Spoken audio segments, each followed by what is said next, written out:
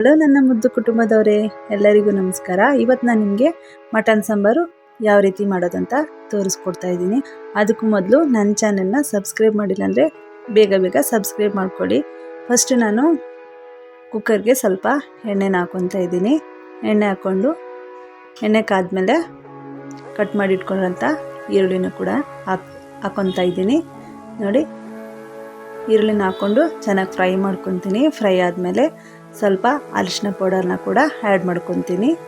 ನೋಡಿ, ಸ್ವಲ್ಪ ಅರಿಶಿನ ಜಾಸ್ತಿನೇ ಹಾಕ್ಕೊತೀನಿ, ಯಾಕಂದರೆ ಮಟನ್ನಲ್ಲಿರೋಂಥ ಹಸಿ ವಾಸನೆ ಎಲ್ಲ ಹೋಗಬೇಕು, ಅಲ್ಲಿವರೆಗೂ ಫ್ರೈ ಮಾಡಬೇಕಲ್ವ.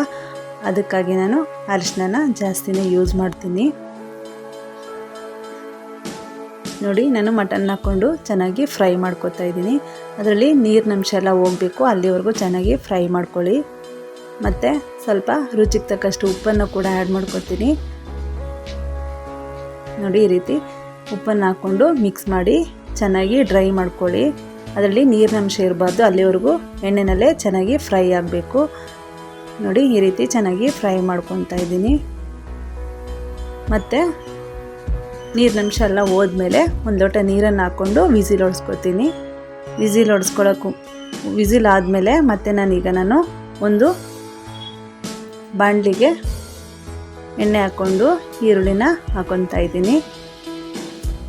ಮತ್ತು ಬೆಳ್ಳುಳ್ಳಿ ಕೂಡ ಹಾಕ್ಕೊತಾ ಇದ್ದೀನಿ. ನಾನು ಸ್ವಲ್ಪ ಬೆಳ್ಳುಳ್ಳಿ ಜಾಸ್ತಿನೇ ಯೂಸ್ ಮಾಡ್ತೀನಿ, ಯಾಕಂದರೆ ಆರೋಗ್ಯಕ್ಕೆ ತುಂಬಾ ಒಳ್ಳೆಯದು. ಹಾಗಾಗಿ ನಾನು ಬೆಳ್ಳುಳ್ಳಿನ ಜಾಸ್ತಿನೇ ಯೂಸ್ ಮಾಡ್ಕೊತೀನಿ. ಮತ್ತು ಕಟ್ ಮಾಡಿ ಇಟ್ಕೊಂಡ್ರಂಥ ಕಾಯಿನ ಕೂಡ ಹಾಕ್ಕೊಂಡು ಇಷ್ಟನ್ನು ಚೆನ್ನಾಗಿ ಎಣ್ಣೆನಲ್ಲೇ ಫ್ರೈ ಮಾಡ್ಕೊತೀನಿ. ಇದಿಷ್ಟನ್ನು ಚೆನ್ನಾಗಿ ಬ್ರೌನ್ ಕಲರ್ ಬರೋವರೆಗೂ ನೀಟಾಗಿ ಫ್ರೈ ಮಾಡ್ಕೋಬೇಕಾಗುತ್ತೆ. ನೋಡಿ, ಈ ರೀತಿ ಫ್ರೈ ಆಗಬೇಕು. ಮತ್ತು ಕಟ್ ಮಾಡಿ ಇಟ್ಕೊಂಡ್ರಂಥ ಟೊಮೊಟೊ ಕೂಡ ಇದಕ್ಕೆ ಆ್ಯಡ್ ಮಾಡ್ಕೊತೀನಿ. ಮತ್ತು ಸ್ವಲ್ಪ ಪುದೀನ ಮತ್ತು ಕೊತ್ತಂಬರಿ ಸೊಪ್ಪು ಎರಡನ್ನೂ ಕೂಡ ಆ್ಯಡ್ ಮಾಡಿಕೊಂಡು ಚೆನ್ನಾಗಿ ಎಣ್ಣೆನಲ್ಲೇ ಫ್ರೈ ಮಾಡ್ಕೊತಾ ಇದ್ದೀನಿ. ನೋಡಿ, ಈ ರೀತಿ ಫ್ರೈ ಆಗಬೇಕು, ಅಲ್ಲಿವರೆಗೂ ಚೆನ್ನಾಗಿ ಫ್ರೈ ಆಗೋವರೆಗೂ ಎಣ್ಣೆನಲ್ಲೇ ಫ್ರೈ ಮಾಡ್ಕೊಳ್ಳಿ. ಮತ್ತು ಸಾಂಬಾರು ಪೌಡರು ಮನೇಲಿರೋದಾದರೂ ಓಕೆ, ಇಲ್ಲಾಂದರೆ ಮಟನ್ ಮಸಾಲ ಪೌಡರ್ನ ಕೂಡ ಅಂಗಡಿದು ಯೂಸ್ ಮಾಡ್ಬೋದು. ಮತ್ತು ಸ್ವಲ್ಪ ಅಚ್ಚಕಾರದ ಪುಡಿನೂ ಕೂಡ ಆ್ಯಡ್ ಮಾಡ್ಕೊತಾ ಇದ್ದೀನಿ. ಇಷ್ಟನ್ನು ಹಾಕ್ಕೊಂಡು ಚೆನ್ನಾಗಿ ಫ್ರೈ ಮಾಡಿಕೊಂಡು ಇದನ್ನು ಆರೋದಕ್ಕೆ ಬಿಡ್ತೀನಿ. ಚೆನ್ನಾಗಿ ಹಾಕ್ಕೊಂಡಾದ್ಮೇಲೆ ಮತ್ತು ಮಿಕ್ಸಲ್ಲಿ ಗ್ರೈಂಡ್ ಮಾಡ್ಕೊಂಡಿದ್ದೀನಿ. ನೋಡಿ, ಈ ರೀತಿ ಮಾಡಿಕೊಂಡು ನೋಡಿ, ಈ ರೀತಿ ಹಾಕ್ಕೊಂಡು ನಾನು ಪೇಸ್ಟ್ ಮಾಡಿ ಇಟ್ಕೊಂಡಿದ್ದೀನಿ. ನೋಡಿ, ಇಷ್ಟನ್ನು ಹಾಕ್ಕೊಂಡು ಗ್ರೈಂಡ್ ಮಾಡಿ ಪೇಸ್ಟ್ ಮಾಡಿ ಇಟ್ಕೊತೀನಿ. ನೋಡಿ, ಈ ರೀತಿ ಪೇಸ್ಟ್ ಮಾಡಿ ಇಟ್ಕೊಂಡಿದ್ದೀನಿ. ಈಗ ನಾನು ಮಟನ್ನ 3ರಿಂದ 4 ವಿಸಲ್ ಹೊಡಿಸ್ಕೊಂಡಿದ್ದೆ.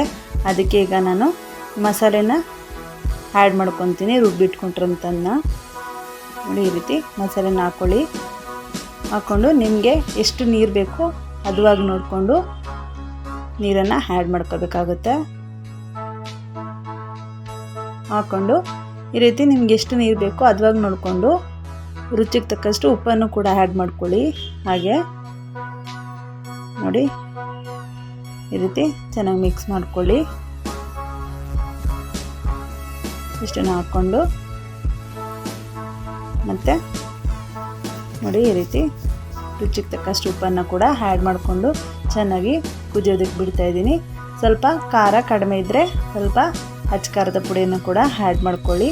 ಈ ರೆಸಿಪಿ ಇಷ್ಟ ಆದಲ್ಲಿ ಲೈಕ್ ಮಾಡಿ, ಶೇರ್ ಮಾಡಿ, ಹಾಗೆ ಕಮೆಂಟ್ ಮಾಡಿ. Thank you.